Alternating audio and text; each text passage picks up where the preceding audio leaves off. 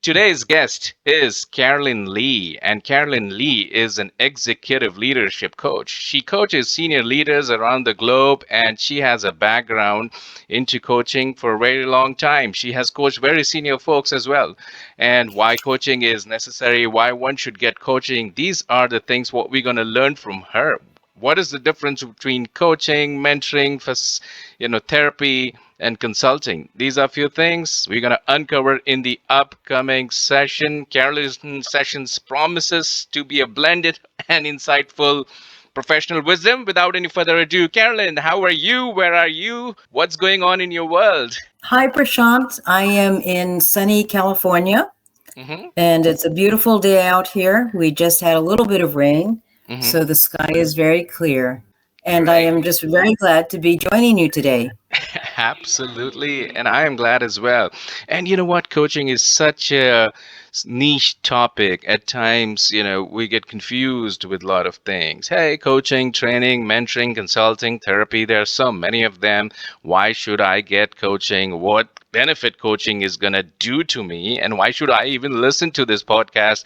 What's going on? So I thought, nothing better than talking about it, Carolyn. So Carolyn, what is coaching as per you, and why are we talking about it today? Okay, so coaching, as you've already indicated, is different from many other forms of support that people might look towards in their workplace. But a coach is really someone who's there to support you, someone there to help you grow and challenge you, but not necessarily there to take over your career, or they're not that invested in seeing you head in a specific direction. They're just going to help you to grow and get from where you are to where you want to go. Okay. So why do you need a coach? Right. Sometimes people are kind of stuck where they are. Someone has told them you need to get a coach. Particularly in the workplace, we see a lot more assessments and a lot more feedback from peers and from their manager, and says you need to get a coach. Also, you might feel that there is something more out there for you, something more in line with your purpose and your passion, and you want to unlock yourself and get there. That's what a coach can help you do. So how do we identify, Carolyn, that, hey, today, like Wednesday is the day I need a coach or I need coaching? Like, what are the symptoms and indicators that I will get to see or feel or hear? Apart from somebody telling me that I need a coach, of course, people tell a lot of things, and we should not be listening all the people, whatever they're telling to us, right? So that's what I learned in my career. Right. Yeah. Yeah. So let's just go to the first basic thing. Sometimes people get assessments in their workplace, and that feedback is a very data-driven set of answers that tell you maybe you are not really performing or being the kind of person you want to be. That's a very tangible indicator. Okay. Another one is when you're just feeling frustrated. You've done the same job for a while and you don't seem to be getting anywhere. You get the same performance reviews. You're not getting anywhere. Or you are working in a job that just doesn't feel satisfying, that you're really getting your enthusiasm and excitement from someplace else. Those are times when you should probably stop and look at where are you and where do you want to go? Where do you want to head? Do you really know what your future goal is? And if not, that's the time to stop and say, hey, maybe I need someone else with a more objective view who is only here to support me, but help me reflect and challenge me and help me to grow. Well, I tell you what, I got so many questions here. So same jobs and not getting anywhere, and stop and reflect, understood. But a coach, I mean, how would the coach help me? I mean, still, again, like I'm sitting with the coach in a room or on a web call, and then the coach is going to do what, which will help me? Well, one thing a coach will do is listen. And listen to, okay, so that doesn't always happen, right? We get into conversations with people, particularly mentors or consultants. They're always telling us what we should be doing or what they did. That's not what a coach is about. The coach is going to listen very carefully to you. And they're going to challenge you on what you're saying, where you want to head. It's all about you. Now, it's a lot more like a therapist, I think, but a therapist is really going to delve into your history and how you were brought up and maybe some of the baggage that you are bringing to this point in your life. A coach is not really trained to do that. Okay. They're going to be very much about you're here, you're stuck in this position, this is not where you want to be, where do you want to go, and what can we build in terms of strategies to get you where you want to go? So it's very much forward momentum, forward progress. Got it. Forward momentum, forward progress. And one of the things here is that success stories. Do you have any? I mean, like, give, if you give more examples, like, you coach someone, I'm very curious to hear. What are those stories like? Well, they're all really interesting. And I would say there's at least 4 or 5 people I can come up with off the top of my head. Once we sat down and said, where do you want to head? And they sat back and reflected on it, where they were heading, what they were doing was not leading them to what gave them joy. So they redirected themselves. One is headed more into the nonprofit sphere. One is going to change jobs altogether. One is going to change just her personal diet, habits, daily life to get more into what gives her joy. Another one decided to retire. He had the means, but he was hanging on because that's what our society said. You should hang on to a certain age and accrue a certain amount of money. Well, he realized he already had the money. He didn't need to hang on any longer. And there was something more inviting, more joyful for him out there than continuing to bang away at this job that he had. So those are just some examples of people finding really what gave them joy and starting to redirect their efforts. Got it. I feel uncomfortable opening up with anybody and everybody. So that's one thing. The second thing is that what's the guarantee that, I open up and I ask for my point B in life and, the chances I'm going to reach there? Wow. Okay. So that's a pretty big question. From my experience, most of the people that I coach are surprised at how easy it is for them to open up. Okay. And they surprise themselves. I'm going to go back to the point before I made about coaches listen to you. Yep. And a lot of people are just not used to that. They're not used to people listening to them. So that really unlocks a lot of what's going on for that individual. Yeah. And when they say things out loud, then they realize what is really ringing true for them. It isn't enough to just think about it or write it down. When you're in conversation, you find what really resonates. Okay. And it can take, I've had people find success in 3 or 4 sessions. Some people, I'm on the 20th or 30th session with them, but part of that is not because they're slow learners, but they're really digging deep. I see. And every time they uncover something about themselves that they want to change and work on, then they're on to the next thing they want to improve in their life. Well, couldn't agree more, because once we are sharing and somebody is listening, we are listening to ourselves too. And that is also, a lot of people say that you need to have your own me time, listen to yourself, and at times it doesn't happen. That's what is from my perspective and my experience, that when I'm talking and somebody is listening, I also get to hear myself. So yeah, makes sense here, Carolyn. Let's say career. Okay, if somebody is very determined to do good things in their career and things are holding them back, that, hey, I should be updating my resume, I should be calling my friends and asking about what kind of opportunities they see in their organization, And, so these are small things, but it can be big things for someone that, hey, you know what? I don't feel like maybe comfortable calling people and asking for help. I don't know why. So do you think a coach can help here? No, absolutely. Absolutely.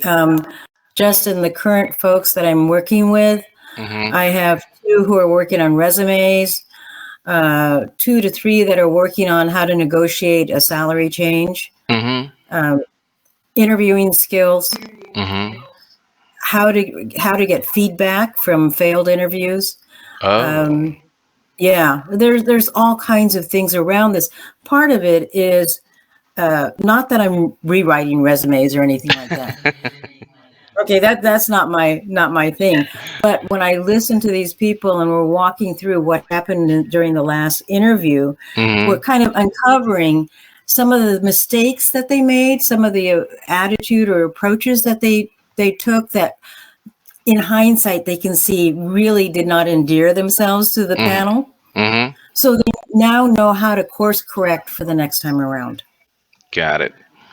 Yeah, so I think self-awareness is the key here. What I'm hearing is that they get aware of, hey, I did say I shouldn't be saying that in an interview.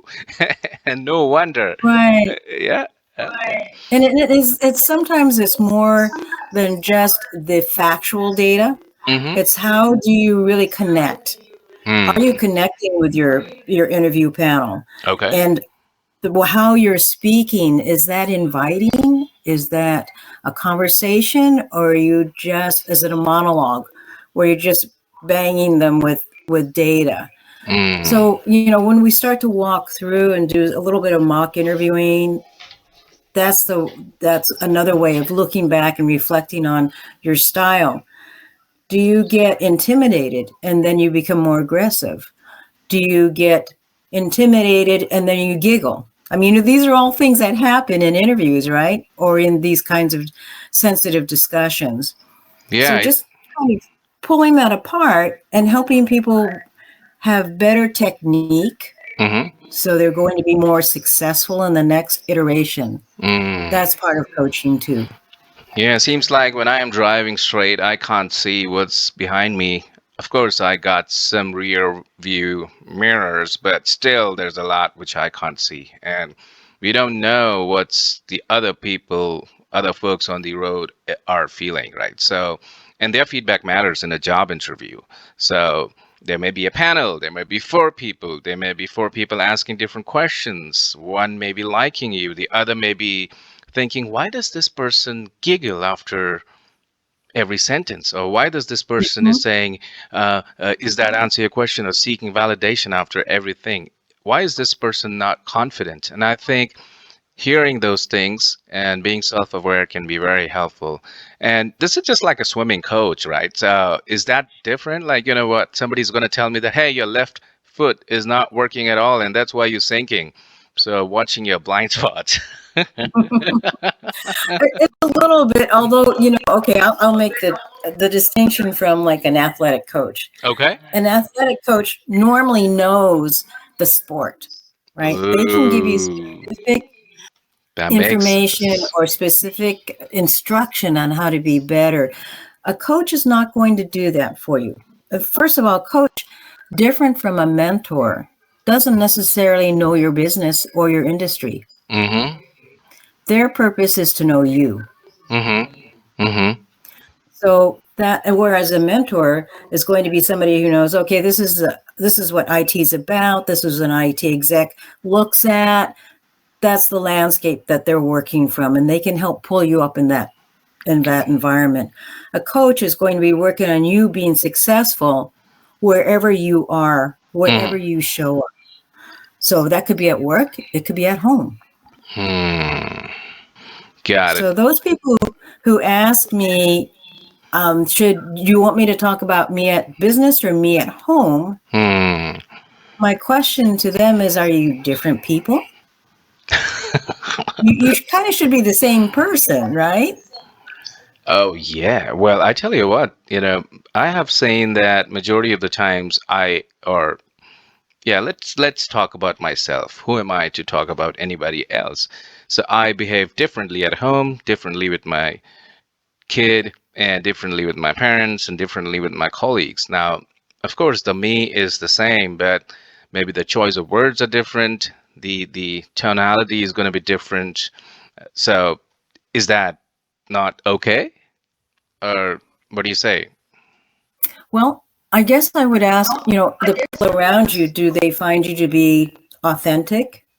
Do you say Oh. different things or give a different answer to the different audience? If you're starting to pick and choose who you're talking to, then Mm, how authentic and sincere are you really being? authenticity matters. Yeah, I agree. I agree. Any relationship, authenticity matters. Yeah, I couldn't agree more. That answers my question here. Now, what is this Tai Chi and Qigong? What you've been doing? Tell us more about it. I have heard them, but how does this help you to be a coach or decrypt those terms for us, please? Okay. Uh-huh. Yeah. Yeah. So people are probably more familiar with Tai Chi than they are with Qigong. Okay. But they come from the same body of philosophy, and they're based on traditional Chinese medicine. Mm-hmm. And Qigong predates Tai Chi. And it is a way of exercise and a way of being that helps you Mm-hmm. physically, emotionally, mentally, spiritually. So it is a way of staying healthy. It Mm. is a way of exercising, but it's more than that. So if we talk about qi as Mm. energy and vitality, qigong literally translates to energy work. Got it. So I think it's very similar to yoga. It has the same roots as yoga. Mm. Tai Chi is the martial arts version of qigong. Oh. So we practice Tai Chi. There is a martial arts application to the moves, but it's about breathing, relaxation, posture, and having a good, solid sense of self and your spirituality. So when you're calm and you're centered, Mm-hmm. this is really good for not only me as the coach, because I can stay centered and focused on you as the client, but I can also sometimes help my clients with some calming exercises, with feeding back to them. I notice that you're holding a lot of tension. I notice you're not breathing very well. Mm-hmm. All kinds of things to help people. There's one technique I tell people, this is what you do when you're in a meeting and you're starting to get flustered and you don't think people are listening to you. There's a very simple Mm-hmm. Tai Chi or Qigong exercise you can do within 5 seconds to calm your body and to be more present. Well, tell us about it. Tell us about it. I like those 5 second exercise. Even though it's 50, it's still worth it because I tell you what, when we are doing mistakes, those mistakes, when we reflect on them, they are like just a fraction of a second. The way we said no to somebody, or the way we just responded to somebody, the way we just stared at somebody, that's what just brutalizes and just kills a relationship in a second. It takes so long to make a relationship, no matter where you are, and it just takes few seconds to break it. So I am excited. Please tell me about it. Okay, so if you imagine you're in a meeting or you're in some kind of conflict or altercation with someone, what do you feel? You probably feel your chest start to tighten, your heart beat a little faster, maybe you Mm-hmm. get a little flushed and you get kind of buzzy in your head. That Mm. means your energy is rising up through your body and you're starting to become less focused Okay. and a little upset or, a little flustered, let's just say. Mm-hmm. And what you can do is just mentally think about taking an energy, Mm-hmm. bringing it to your forehead and bringing it down the front of your body, breathing out all the way down to your abdomen. So if you do this, take a deep breath and breathe out and let Okay. all of that breath just sink down to your abdomen. You do that 3 times, it takes about 6 seconds. Hmm. And then you can just feel the tension release. Absolutely. Yeah. Now, how do we find that fraction of second which is going to just transition us to getting upset to that, hey, I have to follow this protocol or I have to follow this practice so that I normalize myself? So I see that self-awareness is first that, okay, I am getting upset and I should be doing this. So I just take a break or put on mute if I'm in a virtual meeting, or I just sit down and then get my thoughts together and breathe in and breathe out. Also, I have seen and noticed that people feel it awkward doing it publicly. Um, these kind of exercise that maybe their colleagues are saying, "Hey, what's going on with you?" And they try to tease you. So, what do you have to say on that? Because, see, if you have a way to do something, and if your colleagues are teasing you, probably well, you're going to say that, okay, fine, I'm going to do it later when I'm going to get out. But that time, the damage is done. So, help us out of the situation. Yeah, I think you hit on the first piece. As soon as you can bodily notice it, that's you've already gained yourself at least a second, right? 1 or 2 seconds. You notice your body's tightening, your chest is tightening, your heart is beating faster, and if you just take a deep breath and let it out, it only takes 2 or 3 seconds. And if you've already noticed it, you shortened that lead time. Yep. So you're not going to look weird, I don't think, right? People don't mind that you take a few extra seconds to acknowledge them. And it isn't as if there is an actual physical movement that we make with this. You don't have to do that. You can just do it internally and quietly. You can look down. Sometimes people, you look thoughtful. You're looking down or you're looking up. You're not necessarily looking straight at them. You're gathering your thoughts. And really what you're doing is you're gathering your energy and letting it sink. Well, totally agree to that. And folks, you can raise your hands if you have a question in mind. We will continue talking about this particular topic. If you have a situation you would like to share and seek input from Coach Carolyn, then of course, this is a time for you to do that. And later as well, you can DM her and figure it out. Okay, so Carolyn, what is next? What is happening new in the coaching world? Does it have to be in person physically all the time that I should be in front of the coach, or virtual meetings work, or how are they different? Enlighten us, please. Okay. I think that's a personal preference of the person who's getting coaching.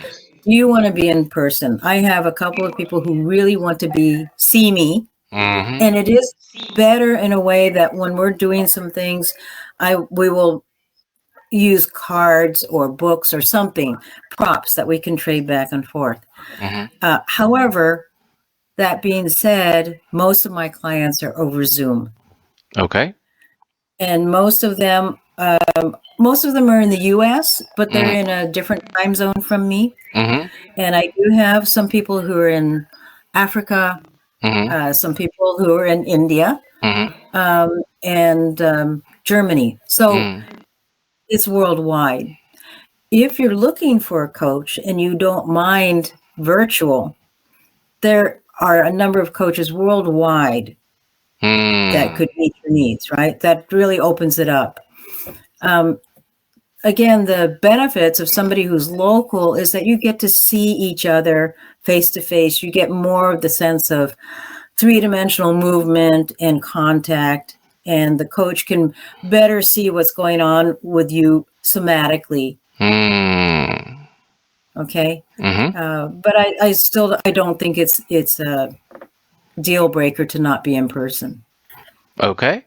The question is, for instance, I start conversing with a coach and I figured out this is not the right coach for me. And how do I make sure that I'm not paying to a coach which is not perfectly aligned with me? Because I tell you what, everybody needs outcome. We live in a world, okay, we go to a doctor, we want some results, we want to get fixed. We go to a store, we are looking for something, we buy it and consume it.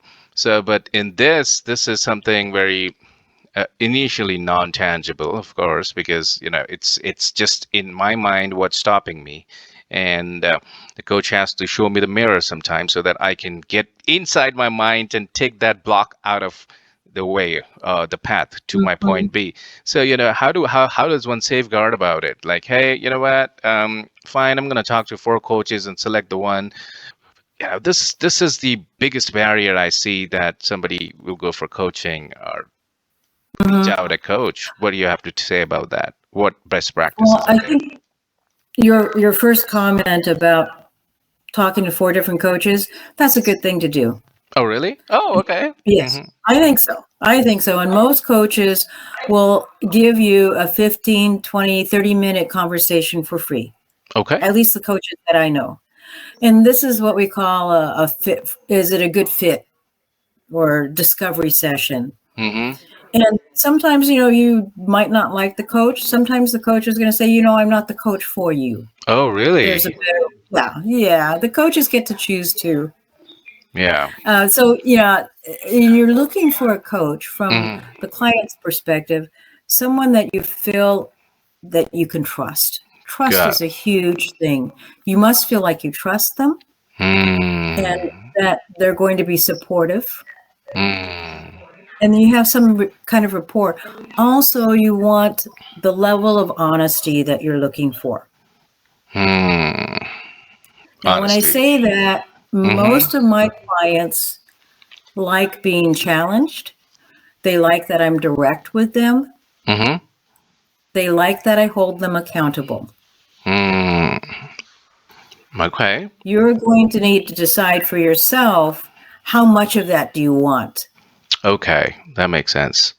Yeah, because if I am not following what I am planning to myself for myself, then it won't work out, right? So somebody has Right. to hold me accountable that, hey, why you were supposed to do that, so what happened? Is there something which stopped you?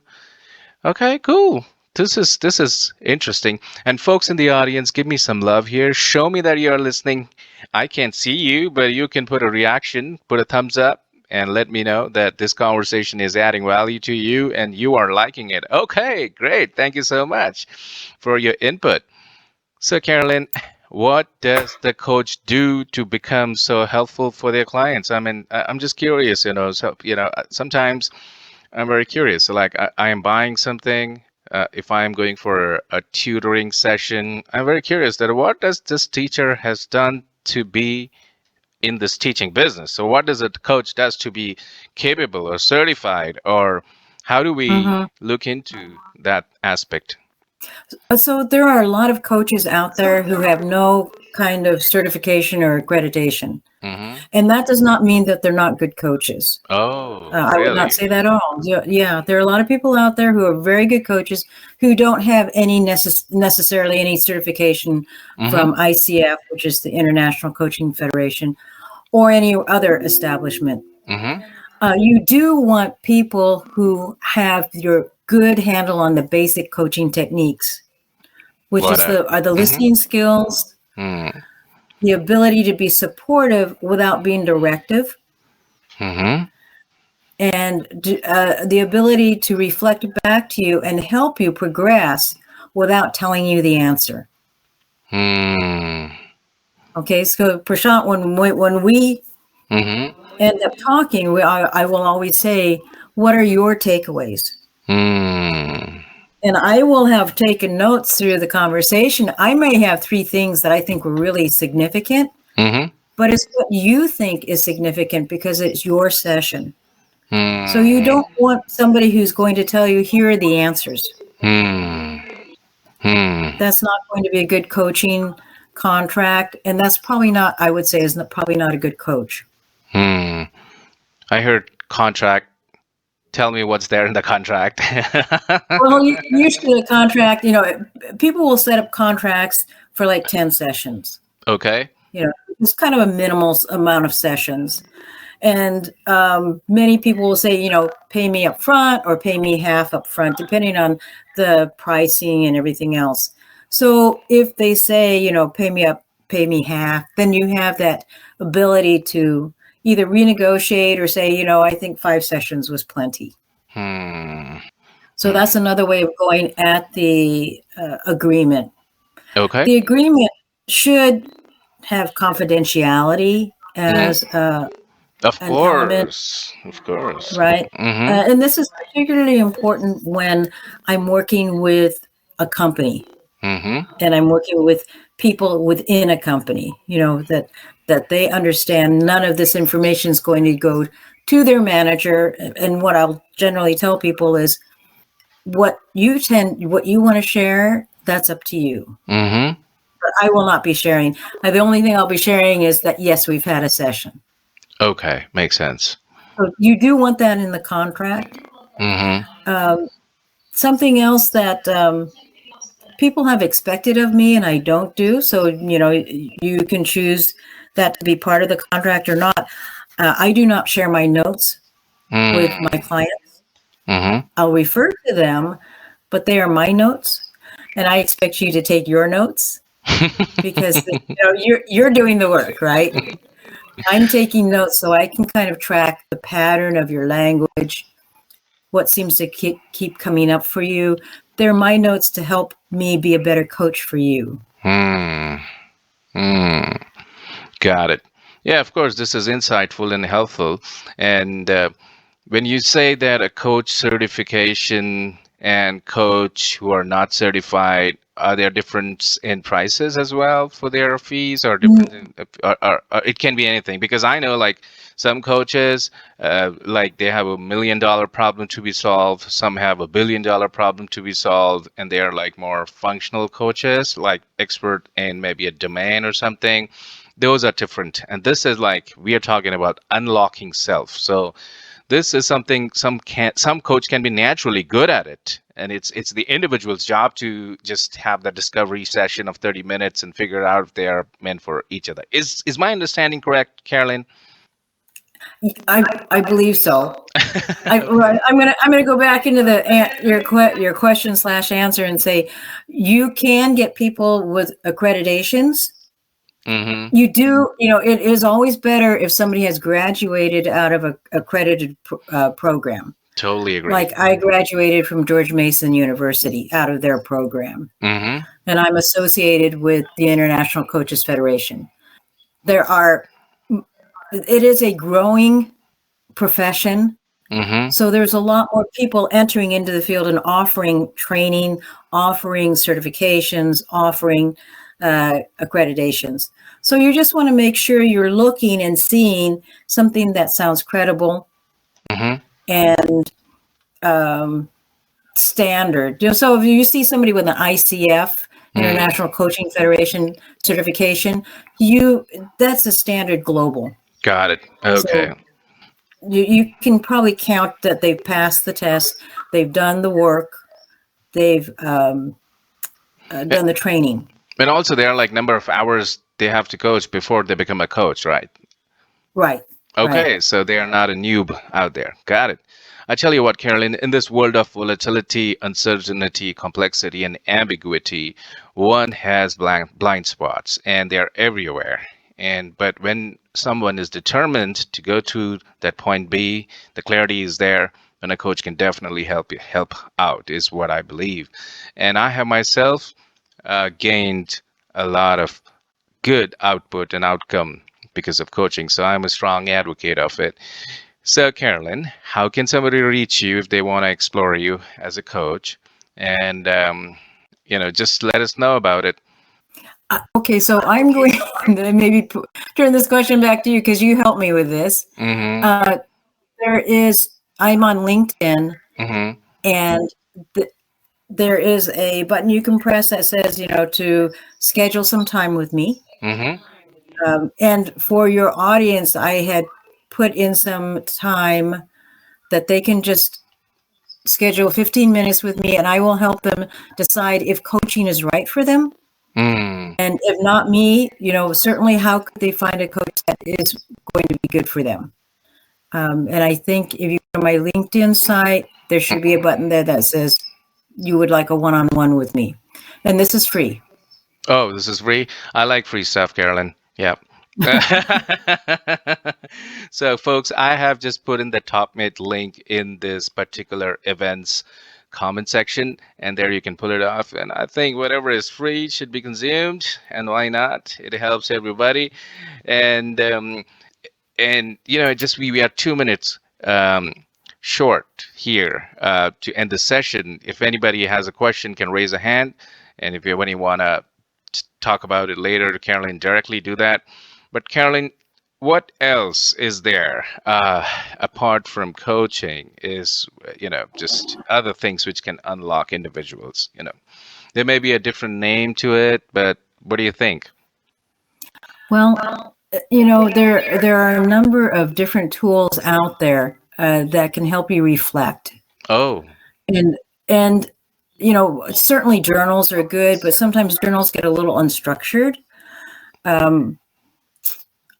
I think if you look at where you're spending your time, if anyone has read the James Clear book, or there's another one, Tiny Habits, if you take a look at where you're spending your time and you just map it out, and you figured that you're spending 80% of your time on things that only give you 20% joy, you really need to flip that around.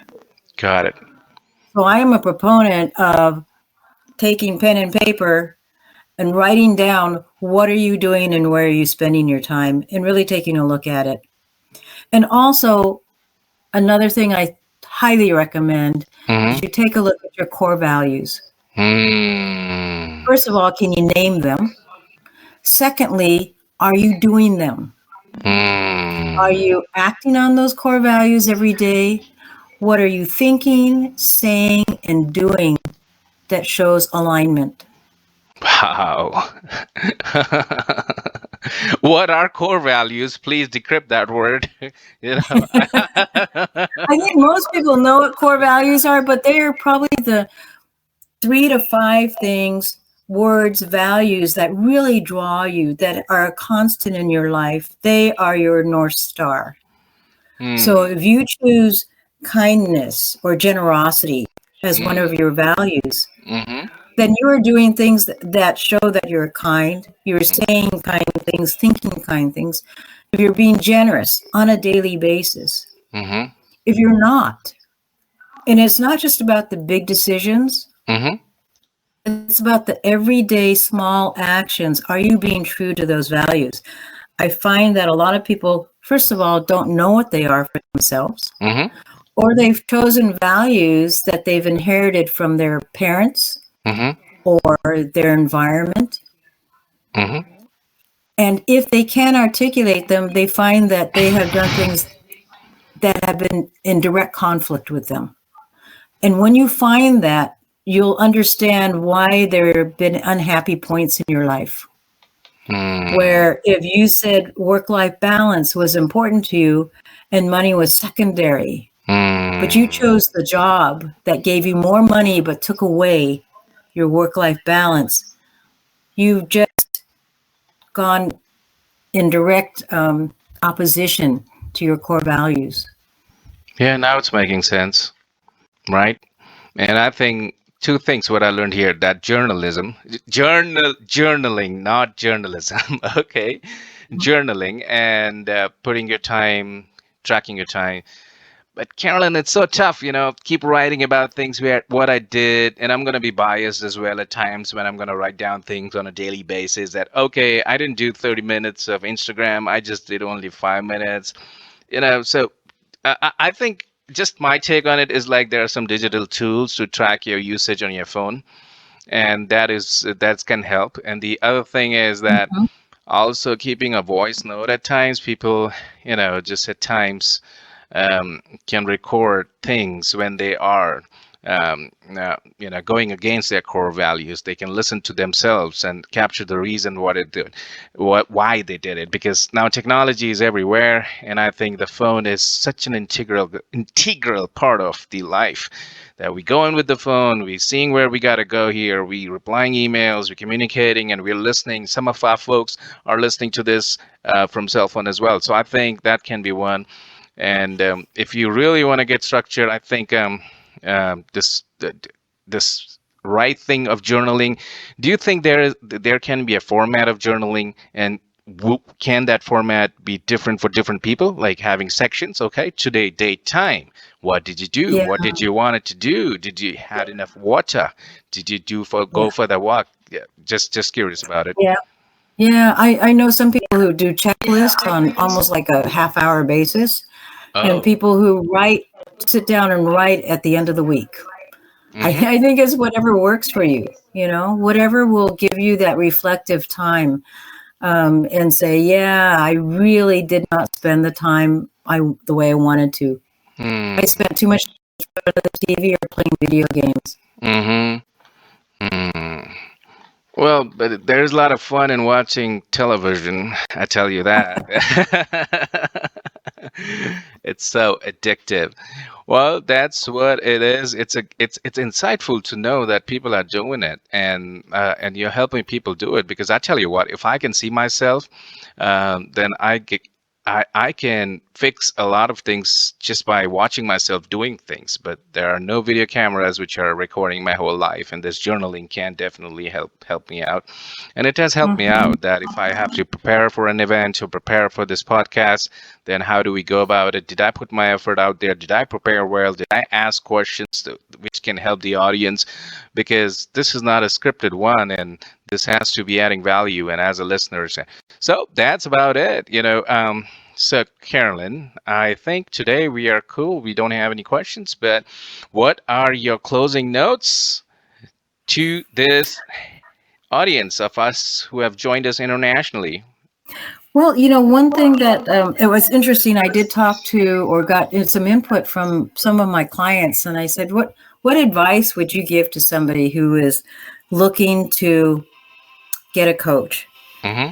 And they almost always all said you have to be committed to doing the work. There aren't easy answers, so be ready to get into the weeds. There is a great deal of work involved. If you're not willing to put in the time, don't waste your money. It's great to have a partner to help you focus, but still be the owner of those ideas. So you're still accountable for what's going on. Yeah, Um, absolutely. yeah. So those are some of the comments from some of my clients.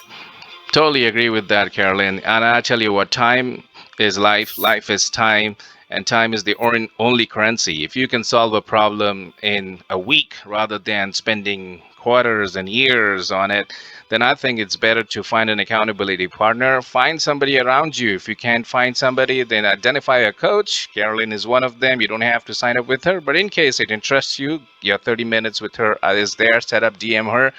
But Coach Carolyn, it's been pretty insightful knowing, decrypting what exactly is coaching, because I keep hearing this particular thing. That CEO has a coach, that individual has a coach, they're working with their coach, and they are helping unlock and be more fearless and determined in their thing.